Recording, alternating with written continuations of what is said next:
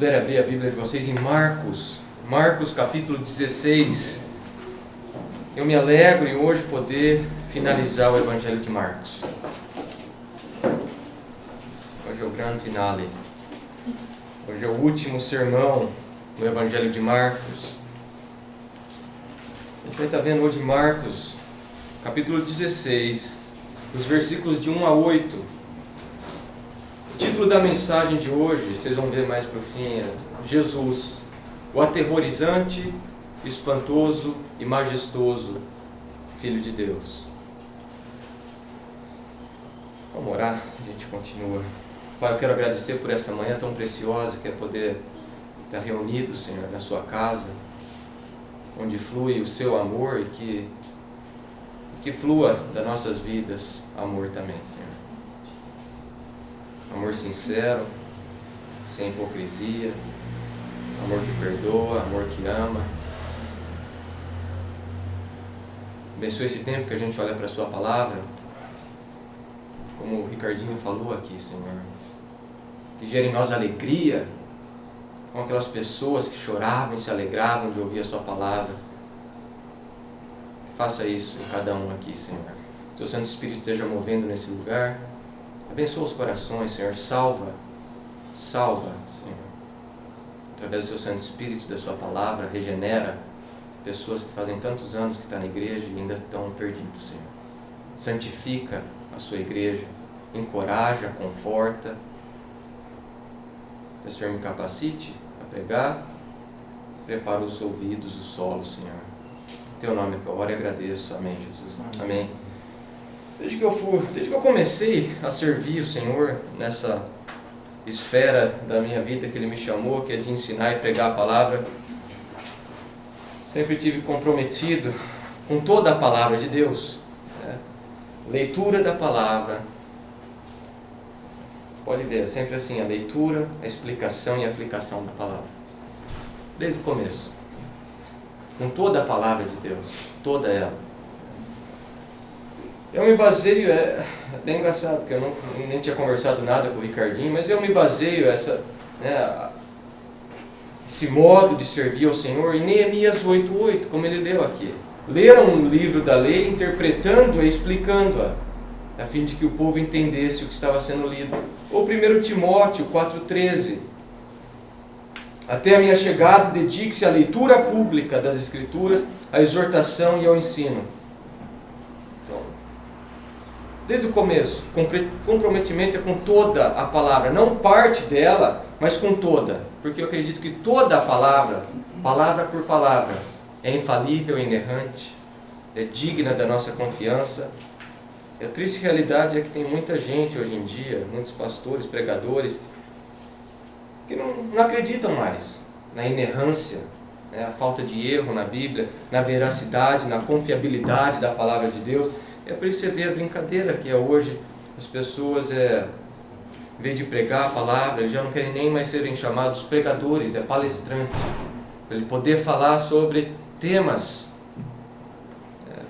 atuais. Então é coisa secular, é filme, é livro, tudo secular. Para quê?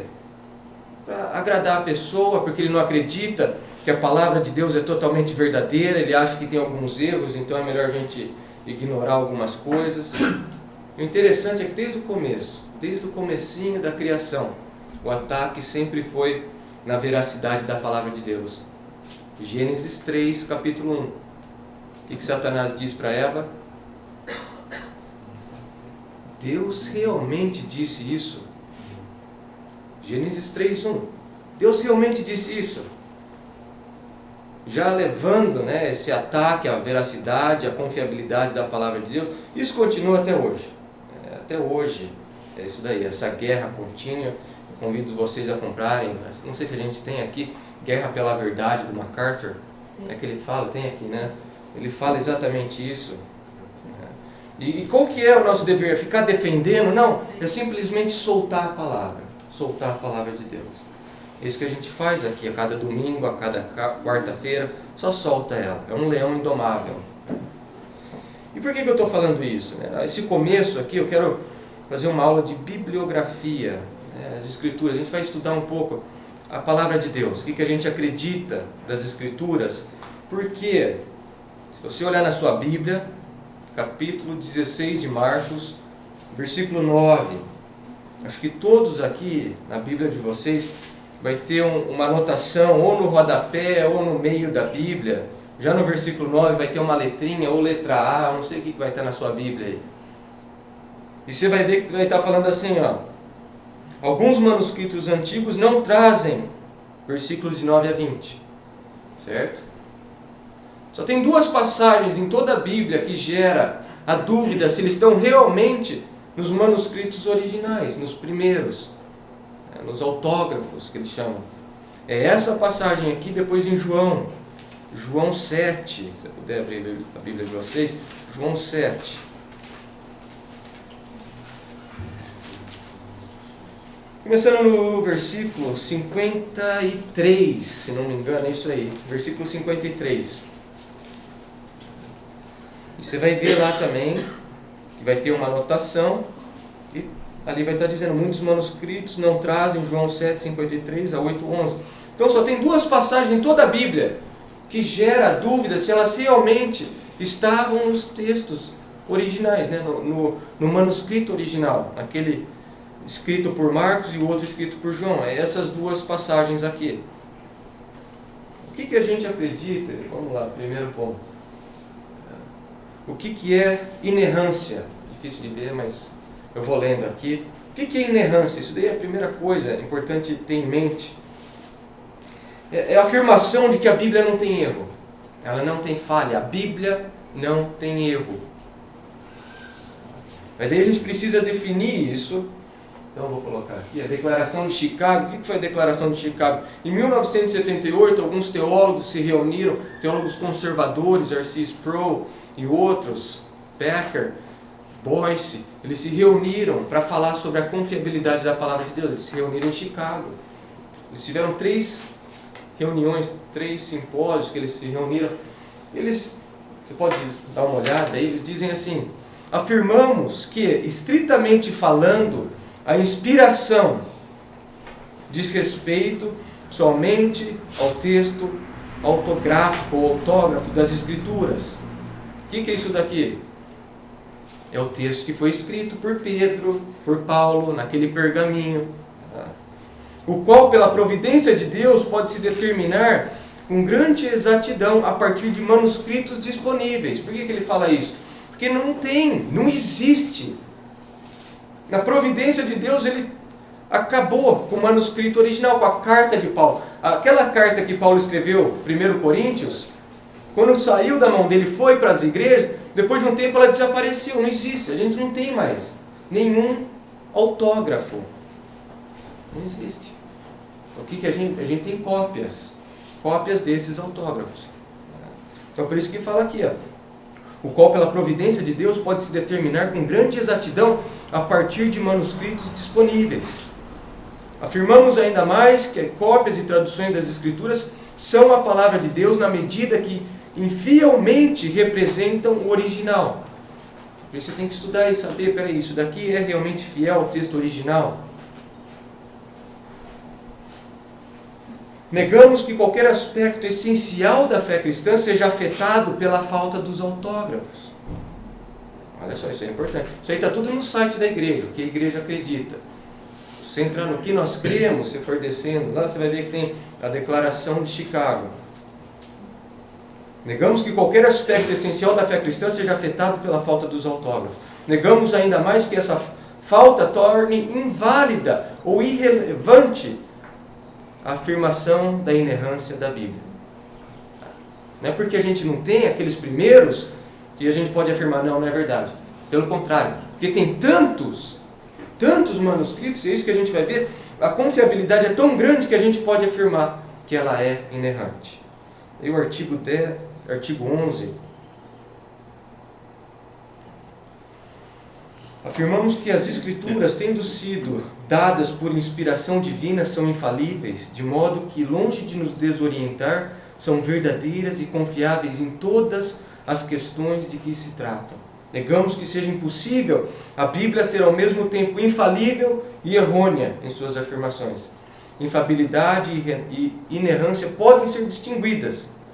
Você pode distinguir, mas elas não podem ser separadas. Artigo 15.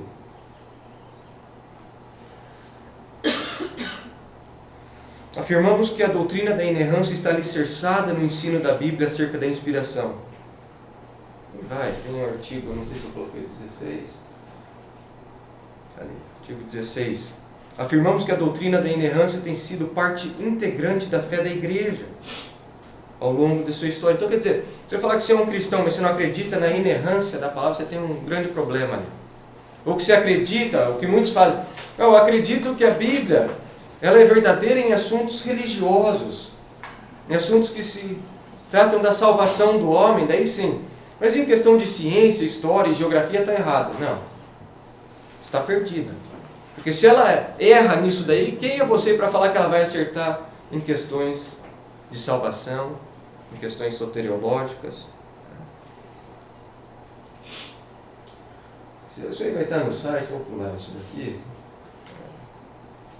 Voltando. É infalível, isso aí que a gente vai ver, a infabilidade da palavra. A invenção da máquina, né, a copiadora, a impressora de Gutenberg só foi no século XV. Antes disso, como que eram as cópias?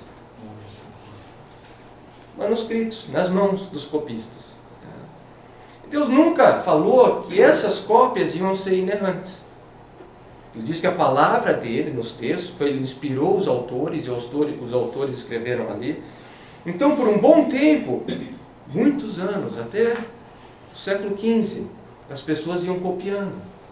E nessas cópias aconteciam alguns erros de número, de nome. Às vezes um escriba falava assim, bom, o pessoal não vai entender isso, então eu vou colocar um comentário aqui. Faziam isso. É por isso que você tem na teologia o que a gente chama de crítica textual. Crítica textual. E o que é isso? Deixa eu ver se eu coloquei aqui. Tem, aqui. Crítica textual. É o teste, é o exame, isso que é crítica. Então pega todos os manuscritos encontrados do Novo Testamento. Por exemplo, Marcos, vamos lá. Tem 2.200 manuscritos de Marcos. Então o que a crítica textual faz? Coloca esses manuscritos todos juntos e começa a estudar, fazer a crítica para ver o que realmente está lá, desde os mais antigos até os mais recentes, e vão comparando. Isso é crítica textual. O objetivo da crítica textual é reconstituir ou atestar a fidelidade textual aos seus autógrafos. O que é interessante é que... Desculpa. A crítica textual, às vezes as pessoas ficam, isso daí tem uma crítica textual realmente que não é boa, mas tem a crítica textual que ela é boa. Que esses homens vão para a palavra de Deus não perguntando, bom, a Bíblia é a palavra de Deus? Não, eles já vão sabendo o que é. E o que eles estão querendo fazer é ver quão fiel é essa Bíblia que a gente tem com relação aos manuscritos encontrados. Então a crítica textual não pergunta se a Bíblia é a palavra de Deus, já vai sabendo o que é. O propósito é saber, estava realmente nos manuscritos mais antigos, isso aí é fidedigno, bate com a teologia de Paulo, bate com as escritas de Paulo. Isso que faz a crítica textual.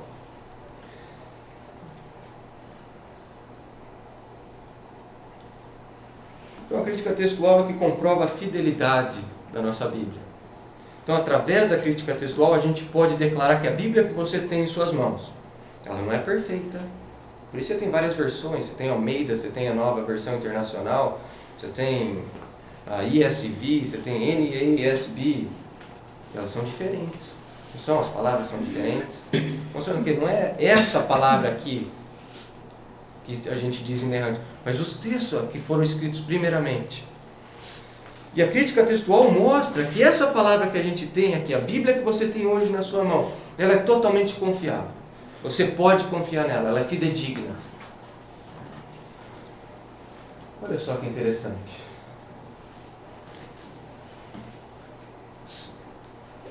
O Novo Testamento tem 24.000 manuscritos encontrados. 24.000 manuscritos. do Novo Testamento. Até hoje já foram encontrados. A segunda obra literária antiga mais preservada é a Ilíada de Homero. Homer, como você quiser chamar. Tem apenas 643 manuscritos conhecidos até hoje. Olha a diferença. Eu vou pular o Antigo Testamento, vai estar no site para vocês verem. A confiabilidade do Novo Testamento.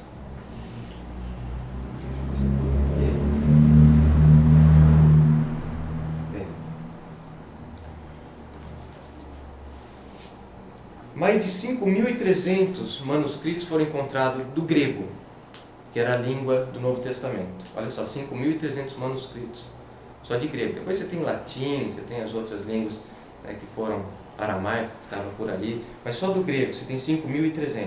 Cerca de 800 foram copiados, olha só, no século II e século III.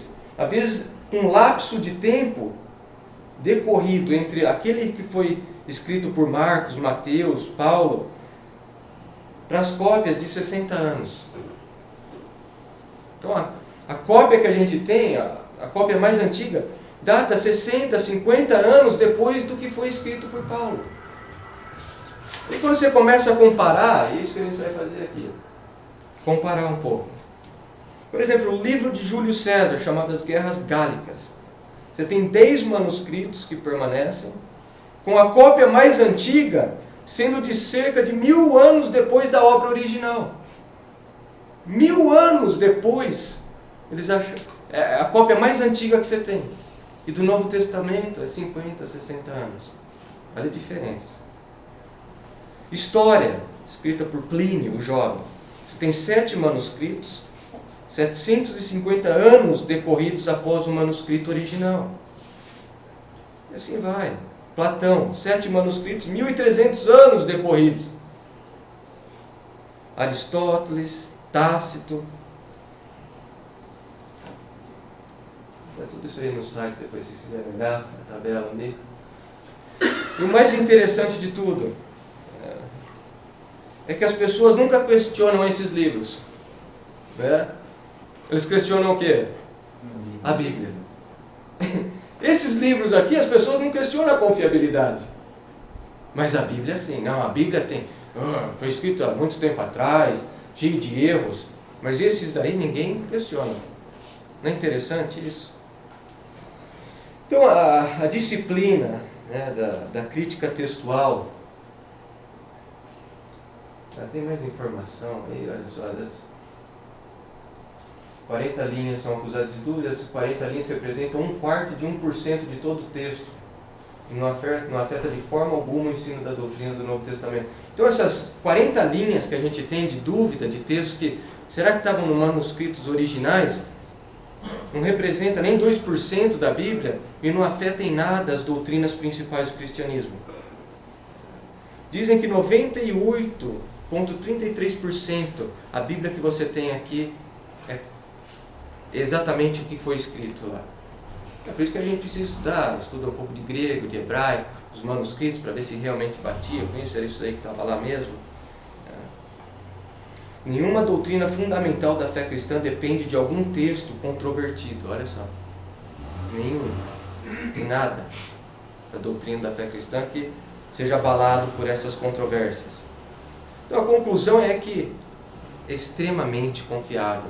As pessoas pagãs, que são sinceras e sóbrias, olham para a Bíblia e falam, realmente, esse livro aqui é confiável, é impressionante. O acervo que tem, a fidedignidade desse livro, até eles falam. Porque é realmente algo divino. A preservação, o número de manuscritos copiados não tem igual. Não tem igual. Nada foi perdido. Então, por isso, quando você chega num texto como esse, a questão é, prego ou não prego? Do versículo 9 ao 20. Tenho amigos fiéis à palavra que pregaram. Eu, depois de estudar, vou falar, não, eu acho que não tem, não bate com os manuscritos originais, não estão os mais antigos. Eu acho que não foi Marcos que escreveu. E a Bíblia é tão sincera e tão clara que ela ainda fala, olha gente, essa parte aqui não está nos textos mais antigos. Até nisso ela é sincera. A King James Version, a primeira Bíblia, não tem isso, porque ela usou só os manuscritos que ela tinha. Depois foram encontrados muitos mais manuscritos mais antigos. É por isso que a hora que você chega nas versões mais atuais, você tem esses relatos aqui. Olha, em manuscritos mais antigos não tem essa passagem. Alguns manuscrito alfa, manuscrito não sei o que, não tem tal palavra. Mas ela é muito clara, até nisso ela fala, para o leitor ficar atento, estudar. Então, pregar ou não pregar? Eu decidi parar no versículo 8, vocês vão ver porque evidências externas, tirei de um livro do Carson e do Mu, esse daqui. Os dois manuscritos mais antigos que já foram encontrados do Novo Testamento, o Sinaítico, foi encontrado no Sinai, em o Aleph, e o Vaticano, são os dois manuscritos mais antigos do Novo Testamento. Eles não possuem os versículos de 9 a 20. E você tem outros manuscritos armênios, etíopes, que também não possuem o finalzinho de 9 a 20. Eusébio, historiador da igreja, e Jerônimo, que traduziu a Bíblia para o latim, eles declararam que os manuscritos mais confiáveis não tinham do versículo 9 ao 20. Mas Jerônimo colocou na Vulgata, em respeito a todos os outros textos. Terceiro, há outros tipos de finais em Marcos. O que tudo indica que alguns copistas não ficaram contentes com o versículo 8 e falaram, vamos criar um final diferente. Então foram criando os outros finais para Marcos. Eles achavam que não podia parar no versículo 8. E eu vou mostrar o porquê que o versículo 8 é realmente o final totalmente apropriado para o Evangelho de Marcos. Depois você tem evidências internas. 14 palavras, olha só, do versículo 9 ao 20. Você tem 14 palavras que Marcos nunca tinha usado antes. É de se estranhar. Dá uma olhadinha no versículo 9. Quando Jesus ressuscitou na madrugada do primeiro dia da semana, apareceu primeiramente a Maria Madalena, de quem havia expulsado 7 demônios. Mas é estranho, porque olha lá no versículo 40, de capítulo 15, desculpa. Clara olhou para mim, o quê? Desculpa, capítulo 15, versículo 40. Algumas mulheres estavam observando de longe, entre elas estava Maria Madalena. Por que ele já não apresentou aqui ela? Maria Madalena, de quem tinha expulsado 7 demônios. Por que ele vai apresentar ela lá no fim, depois que ele já falou 3 vezes sobre ela? A menção de pegar em cobra e tomar veneno não é encontrado, não é praticado no Novo Testamento. Você tem relato de Paulo sendo picado por uma cobra, mas não de que ele brincava com cobra, pegando em cobra, ou tomando veneno. Então a conclusão, assim, eu cito aqui Bruce Metzger, assim, com base na boa evidência externa e nas fortes considerações internas, parece que a mais antiga forma verificável do Evangelho de Marcos terminou com o versículo 18. Ao mesmo tempo, no entanto, em respeito à história do final longo e sua importância na tradição textual do Evangelho, o comitê decidiu incluir versículos de 9 a 20 como parte do texto, mas os colocaram dentro de conchetes, a fim de indicar que eles são a obra de outro autor. Então, até mesmo nos manuscritos já tinha um asterisco, já tinha um colchete avisando, olha, isso daqui não tem cara de que foi Marcos que escreveu. Até nisso havia sinceridade. Então é por isso que a gente para, no versículo 8, e também para não gerar nenhum maluco aqui, dele querer ficar pegando em cobra, que nem na Apalache nos Estados Unidos, que o pessoal se reúne nas igrejas, não sei se vocês já viram isso. Eles se reúnem e ficam dançando e falando em línguas e pegando em cobra e tomando veneno. E tudo baseado nessa passagem aqui, são essas fotos que você vê. Eles pegam as cobras mais venenosas, piores cascavéis que tem na região. E o que morre de gente, daí o problema foi que o cara não tinha unção na hora, Eu vou parar aqui para não ter nenhum maluco querendo fazer isso aí, depois colocar a culpa em mim. Então essa é a explicação do porquê a gente vai parar no versículo 8. Se vocês quiserem, vocês entram no site, se quiser me perguntar, pode perguntar. O problema é que muita gente não ficou contente com o fim do versículo 8. Acharam que não dá para acabar né? O versículo 8 não era um final bonito, não era um final elegante. Mas Marcos não é elegante. Ele já começa de uma forma brusca, diferente de todos os evangelhos. Ele quer mostrar Jesus como servo, como escravo. Para ele não importa o começo, o fim bonito. É um escravo, Jesus é um escravo. Ele quer contar o que aconteceu. Ele veio para morrer e ressuscitou e acabou. Então vamos lá, vamos para o texto, que isso que importa. O que importa aqui é o texto. A gente vai parar no versículo 8, só para você ficar atento. Contextualização. Jesus desde o começo do ministério dele, olha lá, vamos lá para o capítulo 2. Capítulo 2 eu não vou passar porque a gente já fez isso, mas desde o comecinho, capítulo 2, versículo 20. É o primeiro relato que você tem já da morte de Jesus. Mas virão dias quando o noivo lhe será tirado. É o primeiro relato. Ele já sabia que ele veio para morrer, para ser tirado. Então, o evangelho todo, depois se você estiver anotando, capítulo 8, versículo 31, 9, 31, 10, do versículo 33 ao 34, depois capítulo 12, a parábola da vinha, depois capítulo 13, versículo 14, capítulo 14, versículo 8, capítulo 14, versículo 22 a 24, tudo é Jesus falando que ele ia morrer. Mas ele não falou só que ia morrer, ele falou o que também?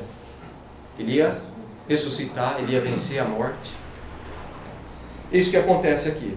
Depois de tanta rejeição, sendo crucificado, entrou a ressurreição e a gente viu isso a semana passada. Ele foi rejeitado por homens, mas o Pai, o justo juiz, aceitou. E é isso que acontece na ressurreição. É o juiz batendo o martelo falando, foi aceito, a pena foi paga. É por isso que ele ressuscita.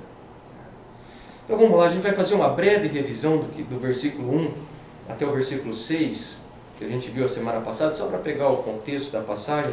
O amor radical, versículos de 1 a 3, a mudança radical, versículos 1 e 2, a vitória radical, versículos de 4 a 6, e o fim radical, versículos 7 e 8. O amor radical, versículos de 1 a 3. Quando terminou o sábado, Maria Madalena, Salomé e Maria, mãe de Tiago, compraram especiarias aromáticas para ungir o corpo de Jesus. É isso, versículo de 1 a 3, esse amor radical dessas mulheres. Elas viram com os próprios olhos José de Arimateia e Nicodemos ungindo o corpo. E Nicodemos tinha levado 34 quilos de perfume. E para elas não foi suficiente. Elas entenderam que elas precisavam fazer alguma coisa pelo Senhor. Elas entenderam que era individual, era pessoal. Então elas vão lá. Mas quando terminou o sábado, isso daí é sábado às 6 da tarde, elas compraram as especiarias. E o versículo 2, logo cedo, no primeiro dia da semana, antes do sol nascer, elas já saíram. Então no sábado, no fim da tarde, elas compraram, e já dava o primeiro dia da semana, que é o domingo. Compraram o domingo e até o outro dia, até às 6 da tarde do outro dia. Então elas acordam cedinho para ir lá ungir o corpo de Jesus, no domingo. Isso fala uma coisa para a gente, do amor dessas mulheres pelo Senhor delas. É domingo de madrugada, Jesus está morto, a esperança foi embora. Elas não entendiam da ressurreição, mas o coração delas arde tanto que elas querem estar com o Senhor delas. Então é domingo cedinho, e elas tinham todas as desculpas do mundo para ficar em casa deitado. Jesus morreu, meu filho não vai, meu marido não vai. Não, elas acordam antes do sol nascer, pula da cama e vão caminhando juntas para o sepulcro, lugar terrível esse. Estão indo lá, todas juntas. Que lição, né? Que lição para todos aqui. De acordar cedinho, no meio da dificuldade. Jesus está morto. A esperança tinha acabado, os filhos sumiram, os maridos não queriam seguir. E elas estão lá, bem cedinho, mostrando a prioridade para o Senhor. Porque eu falei aqui domingo passado, sabe? Você colocar o seu joelho de manhã, cedinho, não é místico, não é algo místico. Não, mostra prioridade. Mostra prioridade para o Senhor. É que elas não vão no fim do dia, depois que fizeram tudo. Ah, sobrou um tempo, agora eu vou lá. Agora eu vou lá ver o Senhor. Agora eu vou ter comunhão com o Senhor. Não, é cedinho. Primeira coisa que elas fazem. No domingo, A questão que fica é como você se levanta no domingo de manhã. Quanto você anseia servir, honrar o Senhor no dia dele. Como você se prepara no sábado para vir no domingo louvar o Senhor, honrar o Senhor. Você vem arrastado pelo seu marido, pelo seu pai, pela sua mãe, ou é você que pula da cama para vir para a casa do Senhor, para estar em comunhão com o Senhor? Versículo 3. Perguntando umas às outras: quem removerá para nós a pedra da entrada do sepulcro? Elas sabiam da impossibilidade, elas sabiam da dificuldade, elas viram a pedra sendo colocada. E elas levantam a pergunta, não tem problema em levantar perguntas difíceis. Elas estavam se perguntando umas às outras, esse é o texto grego, estão se perguntando: quem que vai remover a pedra? E agora? Tem um impossível lá, o que a gente vai fazer? Mas você vê que, como que é? Elas não ficam ruminando de tal forma que prendem elas. Acabou. Ah, e a gente viu a pedra lá, para que ir lá? Não, elas perguntam umas às outras, mas elas entregam para o Senhor a dificuldade. Elas vão caminhando. Elas vão andando uma com a outra, perguntando: quem que vai remover a pedra? Provavelmente uma falou: não sei. Se Deus quiser que a gente entre, Ele vai remover a pedra de alguma forma. Elas foram. Que amor radical é esse? Quando muitos ficariam em casa, na cama, deitado, reclamando: ah, acabou já, a gente já viu o corpo dele lá, a gente já viu a pedra sendo colocada, para quê? Não, elas vão. Porque elas amam o Senhor, elas entenderam o quanto que elas foram perdoadas. Ryle fala assim, acho de extrema sabedoria as palavras dele, J.C. Ryle: por qual motivo vemos tão pouco desse fortíssimo amor a Jesus entre os crentes hoje? Porque tão raramente nos deparamos com santos que enfrentarão qualquer perigo, que passarão pelo fogo e pela água por amor a Cristo? Só há uma resposta: é por causa da debilidade da fé e do baixo senso de obrigação para com Cristo, que prevalece tão largamente entre nós. Um baixo e fraco senso de pecado sempre produzirá um baixo e frágil senso de valor da salvação. Um irrelevante senso de nossa dívida para com Deus sempre será acompanhado por um senso superficial de quanto que devemos por nossa redenção. A pessoa que sente o quanto lhe foi perdoada é a que muito ama. Ele cita Lucas 7. Aquele a quem pouco se perdoa, pouco ama. Pessoa que pouco ama o Senhor é porque pouco entende o quanto foi perdoado. Como a gente viu, o amor é demonstrado. Às vezes fala: eu amo o Senhor, você não põe em prática. Então esse é o amor radical, a mudança radical, versículos 1 e 2. Quando terminou o sábado, no primeiro dia da semana, e aí fala da mudança radical de dia. Antes, o dia sagrado, o dia especial, o dia consagrado era o sábado para os judeus. E esse dia é transferido, ele é mudado para o domingo. O domingo passa a ser o sábado, o dia de descanso. Por quê? É o dia que Jesus ressuscitou. Romanos 4, 25. Ele foi morto, foi crucificado por causa dos nossos pecados, mas foi ressuscitado para quê? Para a nossa justificação. Acabou. Domingo a gente descansa. É isso que a gente tem que lembrar no domingo. Eu descanso por causa da obra de Cristo. Não é mais a minha obra de me salvar, é a obra de Cristo. Ele fez, Ele cumpriu, concretizou. Então é por isso que tem essa mudança radical. É por isso que a gente não se reúne na quinta, na sexta, nem no sábado como igreja. O culto do Senhor deve ser no domingo.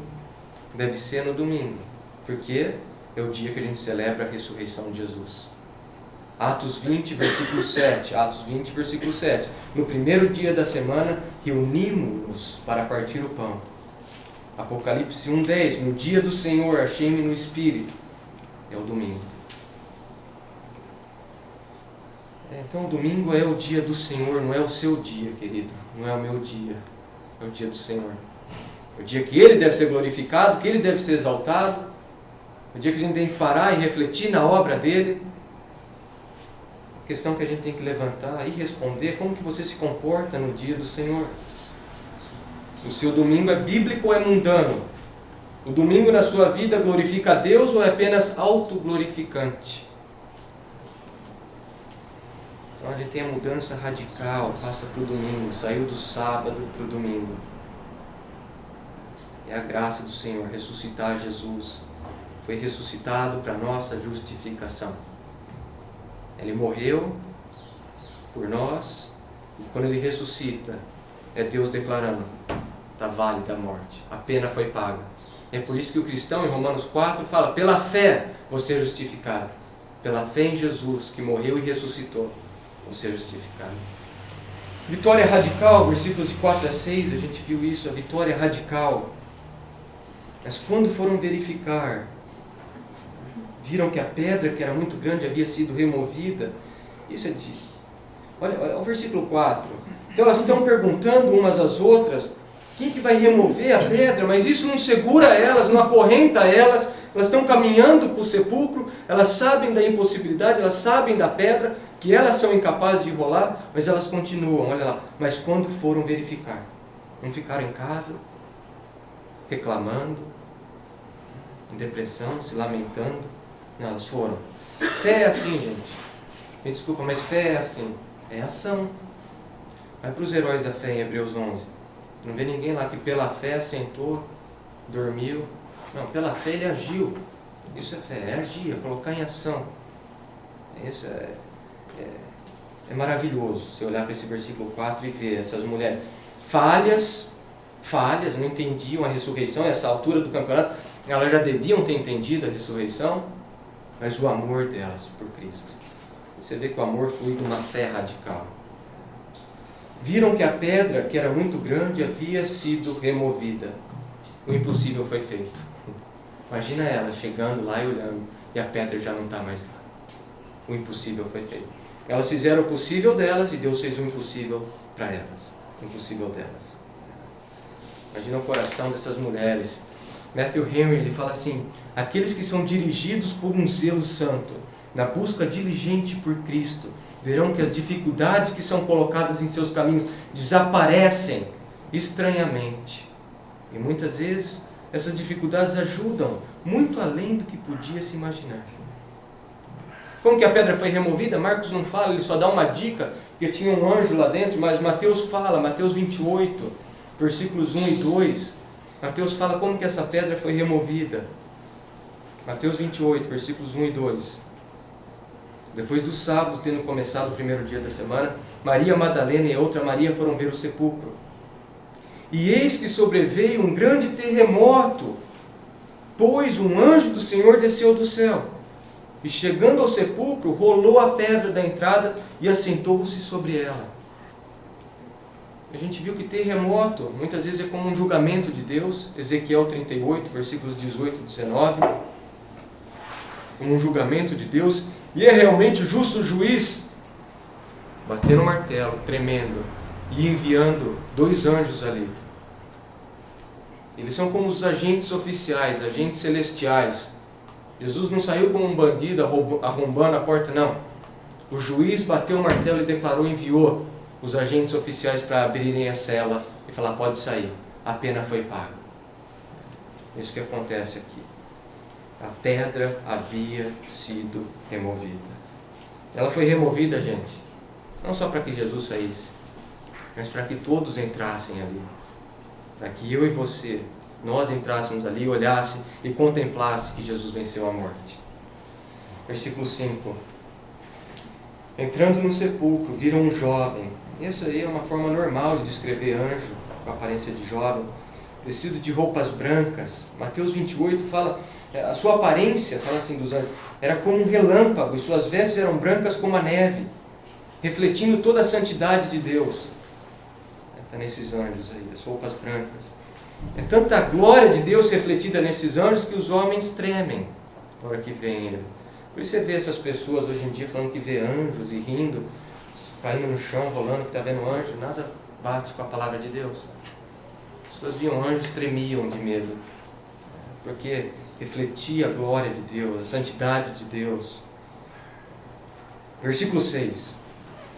Não tenham medo. Por quê? Porque elas estavam amedrontadas. Olha o versículo 5. Ficaram amedrontadas. Não tenham medo, disse ele. Vocês estão procurando Jesus, o Nazareno, que foi crucificado. Olha que interessante. Como ele identifica Jesus? O Nazareno. Da mesma forma que os inimigos de Jesus identificavam ele, você de Nazaré. O que bom pode vir de Nazaré? Então ele fala, Jesus, o Nazareno, esse de Nazaré, venceu a morte. Venceu a morte. Ele ressuscitou, não está mais aqui. Isso é o Evangelho, gente. Isso é o Evangelho. Ele morreu. Olha, Jesus, o Nazareno, que foi crucificado, ressuscitou. 1 Coríntios 15, 1, é isso que Paulo fala, da morte e da ressurreição de Jesus.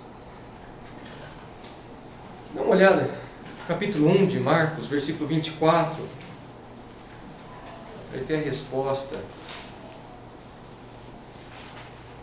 dessa pergunta. Capítulo 1, versículo 24.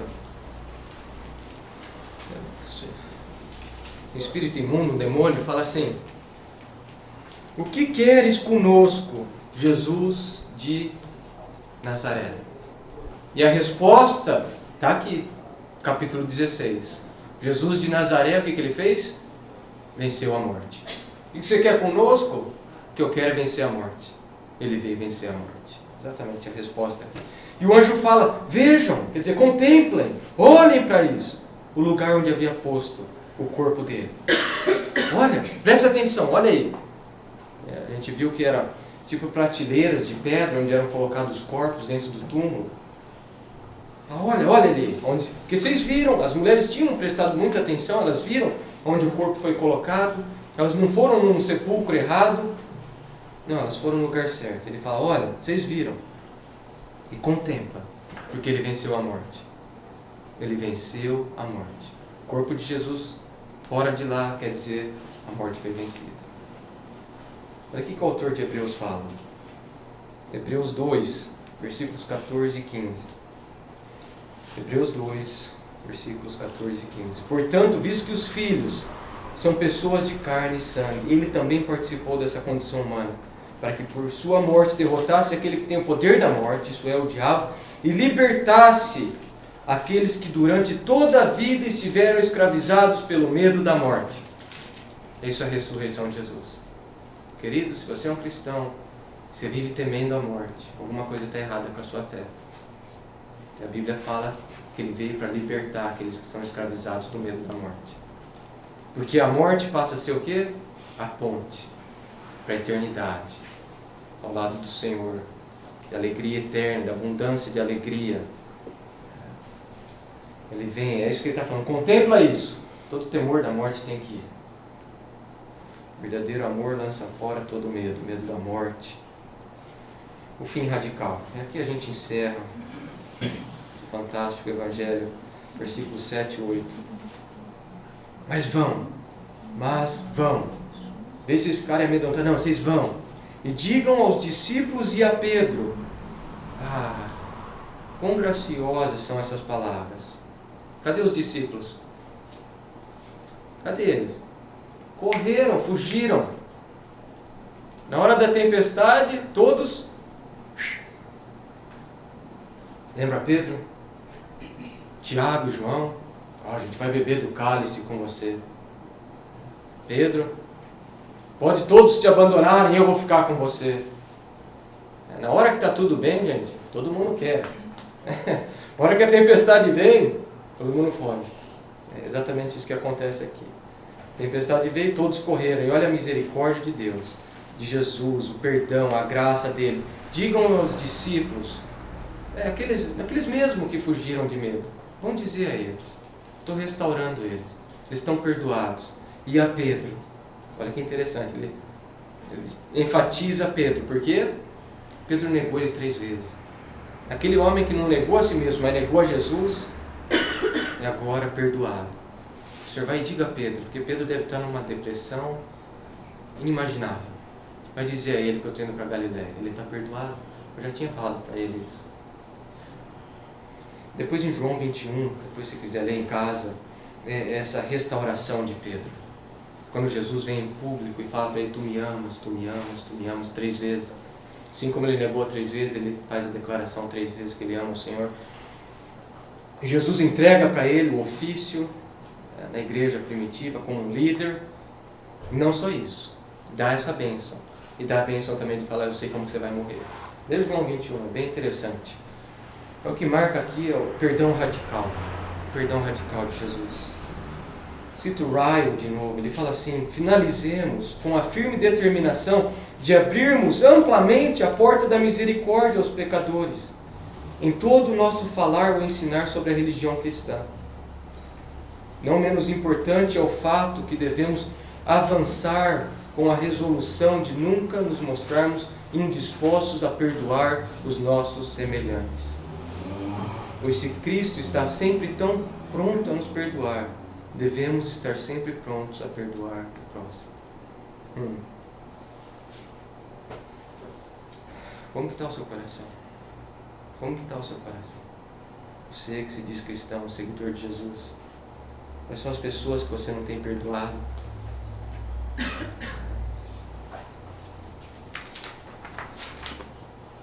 Vão e digam a ele, diga a Pedro e aos discípulos, ele está indo adiante de vocês para Galileia. Por que para Galileia? Foi lá que ele começou o ministério. Capítulo 1, versículo 14, Jesus começou na Galileia a chamar esses discípulos. É lá que ele começa a agrupar esses homens. E é para lá que ele vai, para agrupá-los de novo, para enviá-los novamente. Isaías 9, 11 dá um outro motivo. Por que é Galileia? Isaías 9, versículo 1.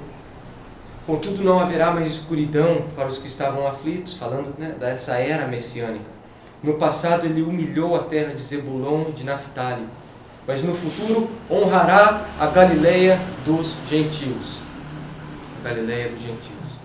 Então desde lá já era profetizado que dali da Galileia ia começar uma missão para com os gentios. É exatamente isso. Voltando para Marcos, ele fala assim lá, versículo 7. Lá vocês o verão como ele lhes disse. Capítulo 14. Versículo 27 e 28 de Marcos. Marcos 14, você vai ver quão fidedigna é a palavra do Senhor. Quão divino ele é. Porque o que ele falou aqui, o anjo está repetindo. Então quer dizer, os anjos no céu sabiam do que ele estava falando. Marcos 14, versículo 27. Disse-lhe Jesus, vocês todos me abandonarão, pois está escrito, ferirei o pastor e as ovelhas serão dispersas. Mas depois de ressuscitar, irei adiante de vocês para onde? Para a Galileia. Fidelidade da palavra de Cristo. Versículo 8. Tremendo e assustadas, as mulheres saíram e fugiram do sepulcro. E não disseram nada a ninguém, porque estavam amedrontadas. O texto aqui, gente, não está querendo dizer que elas saíram e não falaram nada com ninguém. Está querendo dizer que elas não saíram gritando, fofocando, espalhando. Não, elas foram para quem elas tinham que ir. Falar para Pedro. É por isso que Marcos tem o relato do que aconteceu, porque elas contaram para Pedro. Então o foco do texto aqui não está na falha delas em não dizer. O foco está em 3 palavras, que é a reação delas. Tremendo, assustadas e amedrontadas. Versículo 8. E às vezes, para um leitor que não está prestando atenção no livro todo, você pode falar, nossa, que esquisito encerrar o livro assim. O que eu quero fazer com você, a gente vai caminhar por Marcos, vai ser rápido. E você vai ver quão apropriado é esse fim, por causa dessas 3 palavras. Vamos começar lá no capítulo 1. Vamos fazer um passeio agora, a gente já vai encerrar.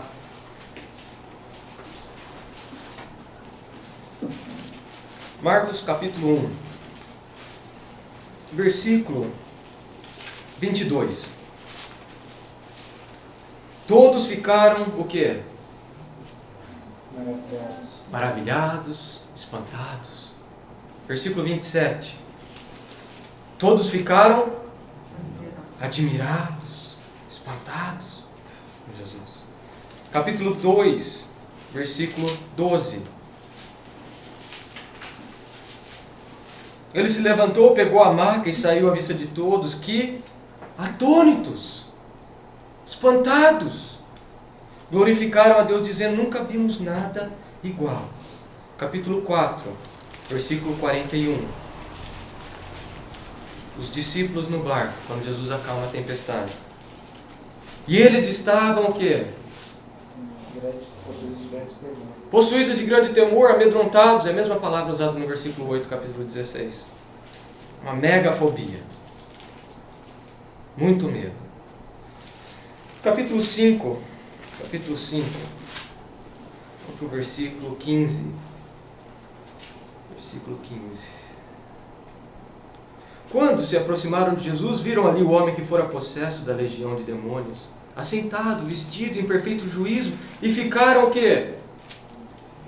Com medo, com muito medo. Capítulo 15 ainda, versículo 20. Então aquele homem se foi e começou a anunciar em Decápolis o quanto Jesus tinha feito por ele, e todos ficaram o quê? Admirados. Tem mais uma aqui. Tem, versículo 33, capítulo 5. É a mulher que tocou Jesus, que ela tinha hemorragia. Então a mulher, sabendo o que lhe tinha acontecido, aproximou-se, prostrou-se aos seus pés e o quê? Tremendo de medo. Tremendo de medo. Versículo 42. Imediatamente a menina que tinha 12 anos de idade levantou-se e começou a andar. Isso os deixou o quê? Admirados, atônitos, espantados. Capítulo 6. Capítulo 6, versículo 50 e 51. É quando Jesus anda sobre as águas. Pois todos os tinham vistos e ficaram o quê? Aterrorizados. Mas Jesus imediatamente lhes disse: coragem, sou eu, não tenham medo. Então subiu no barco para junto deles e o vento se acalmou e eles ficaram o quê? Espantados, atônitos. Capítulo 7, o versículo 37. O povo ficava simplesmente o quê? Maravilhado, espantado. Capítulo 9, versículo 6. Falando de Pedro, né, e os outros discípulos no Monte da Transfiguração. Ele não sabia o que dizer, pois estavam assombrados, apavorados. Vamos para o versículo 15. Logo que todo o povo viu Jesus, ficou o quê? Muito surpreso. A reação do povo para com Jesus. Versículo 32. Versículo 32. Mas eles não entendiam o que ele queria dizer e tinham medo de perguntar-lhe. Capítulo 10, versículo 24. Os discípulos ficaram admirados com essas palavras. Versículo 32. Ele estava subindo para Jerusalém, Jesus ia à frente, os discípulos estavam admirados. Capítulo 11, versículo 18. Os chefes dos sacerdotes e os mestres da lei ouviram essas palavras e começaram a procurar uma forma de matá-lo, pois o temiam, ao medo de Jesus, visto que toda a multidão estava maravilhada com o seu ensino. Capítulo 12, o versículo 17. Então Jesus lhe disse: deem a César o que é de César e a Deus o que é de Deus. E ficaram admirados, espantados com ele. Capítulo 15. Capaz essa semana, como tarefa de casa, se quiser procurar, capaz você ache mais. Eu não consegui achar mais. Capítulo 15, versículo 5. Agora é Pilatos. Todos admirados, espantados, amedrontados com Jesus. Mas Jesus não respondeu nada e Pilatos ficou admirado, impressionado. Versículo 44. Quando Pilatos sabe que Jesus morreu. Pilatos ficou surpreso, espantado, ao ouvir que ele já tinha morrido. Então, durante a vida, ele espanta, aterroriza as pessoas. Na morte dele, ele espanta e aterroriza as pessoas. Capítulo 16, versículo 5. Entrando no sepulcro, viram um jovem vestido de roupas brancas, assentado à direita, e ficaram amedrontadas. Por isso que eu falei. Marcos mostra Jesus assim, o servo sofredor, como aterrorizante, espantoso, que amedronta, que aterroriza, que traz temor, que traz espanto e admiração para as pessoas. Como não ver nesse final a maravilha de Jesus agora na ressurreição? Durante a vida, as pessoas ficaram espantadas, aterrorizadas na morte dele e na ressurreição dele. A questão que fica é como não se espantar com tamanho Senhor? Como não se aterrorizar diante de tão justo Deus?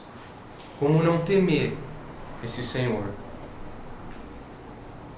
Como não se admirar com a graça, com o perdão e com a misericórdia dele?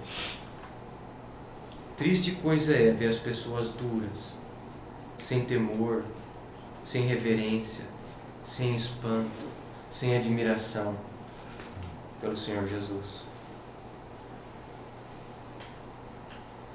A gente conclui como que essas mulheres nós possamos sair daqui, assim como elas saíram do sepulcro e elas foram falar da ressurreição, mas como com a reação delas? Amedrontadas, espantadas por tamanho Senhor, por tamanha graça, por tamanha misericórdia, por tamanha vitória, proclamando a ressurreição de Jesus. Amém? Vamos orar e a gente encerrou Marcos. Quão maravilhoso foi, não? O evangelho todo de Marcos, quase palavra por palavra. Eu fico espantado, admirado, aterrorizado com esse Senhor, o Jesus da palavra.